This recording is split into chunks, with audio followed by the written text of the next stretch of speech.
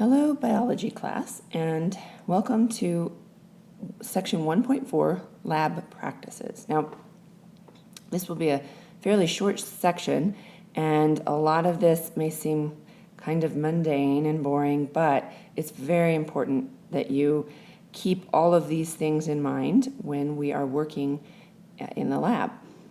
It's important for your safety, it's important for the safety of other people in the class. So first, I'd like to just run through a few safety symbols.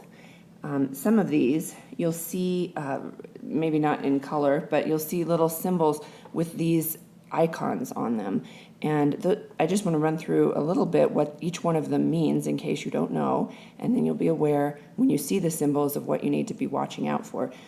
So anything with glassware on it just means be careful because it is made of glass. If you drop it, it will not bounce off the floor like plastic, it will shatter. So be very careful with that. This is a pair of goggles.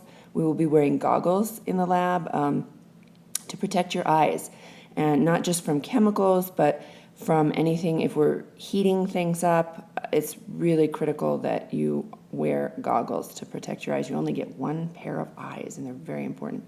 Here, this is just an animal safety sort of a caution, and not just that we treat the animals carefully for their sake, but so that you're safe. We don't want anyone hurt by an animal in the class, so that goes both ways. Eye and face hazard, if you see an eye on something, you need to be wearing goggles. This just cautions you about a sharp object, maybe a razor, maybe something else, but just be careful not to cut yourself. Poison, you guys are familiar with that, I'm sure. Do not touch it with your hands, and definitely do not breathe the vapors. It doesn't mean just don't drink this. It means be very careful with your skin, with your lungs, and use caution when you see that symbol. This is just alerting you to electric hazard. Obviously, never use that around water. You just need to be safe and use all the cautions that you use when plugging electrical items in and when unplugging them. Plastic gloves, if you see that symbol, you need to be wearing skin protection and protect your skin from coming into contact with whatever it is. So some basic safety rules. And some of these are pretty obvious, but never, never, never, never have food or drink in the lab. Do not put anything in the lab in or near your mouth or face. None of these things have been cleaned to food grade level. So nothing in the lab is to be ingested at all at any time. There are a few times where we are going to have some food in the lab that we will be doing experiments on. Do not ever put that near your mouth. That's just not a good idea. It's not safe. Always wear appropriate shoes and clothing. No bare feet in the lab ever.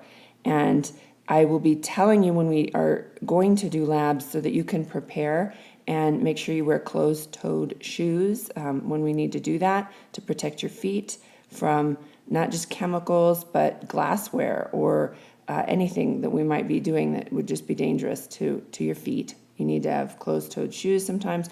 I'll be alerting you to making sure that you don't have loose clothing, big long sleeves that dangle that could catch on fire in a Bunsen burner or anything like that. You may be asked to pull your hair back, again, if we're working with the Bunsen burners. So this is all just for your safety. Make sure that you stay safe and have a good time in the lab. Also, keep your hands away from your mouth and your face. That's just a good lab practice. Always tell me if you spill something on yourself, somewhere else, if you break something. Usually we all know if there's a big glass shatter. But tell me so that I can help take care of it, clean it up, help you, whatever needs to happen. Don't keep it a secret. Always wear goggles when working with hot liquids or chemicals. We definitely will be doing that. There are other times that I'll just require you to wear goggles, and I'll let you know when we're doing things that you need to do that. And just general rules, no horseplay. If you're carelessly doing something and messing around and you damage or break equipment, you will be responsible to pay for it. So just no horseplay in the lab. And this one goes a really long way. Be polite and use common sense. If you're polite,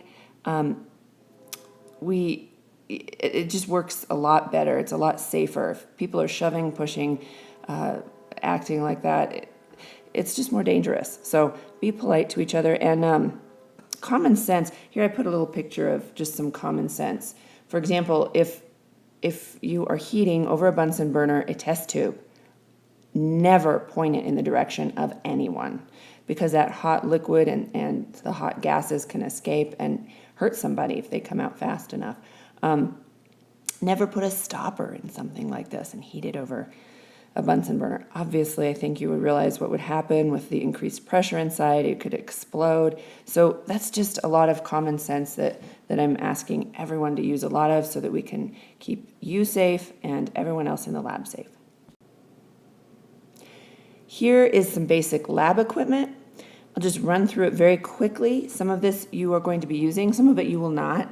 You've probably used beakers before, glass beakers to contain things, Bunsen burners to heat different things that we might be heating. Here we will definitely be using microscopes this year, and you just need to know that the slide that we are looking at consists of a glass slide and the cover slip that goes over the specimen. Here is a funnel to make pouring liquids easier, a medicine dropper.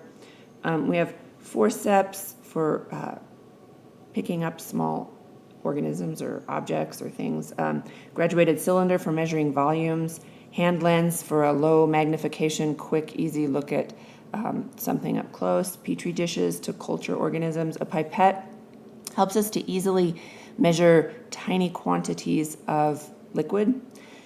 The probe, the scalpel, dissecting pins, dissecting scissors, and the dissecting tray we will not be using because we are adhering to a no harm, no kill policy.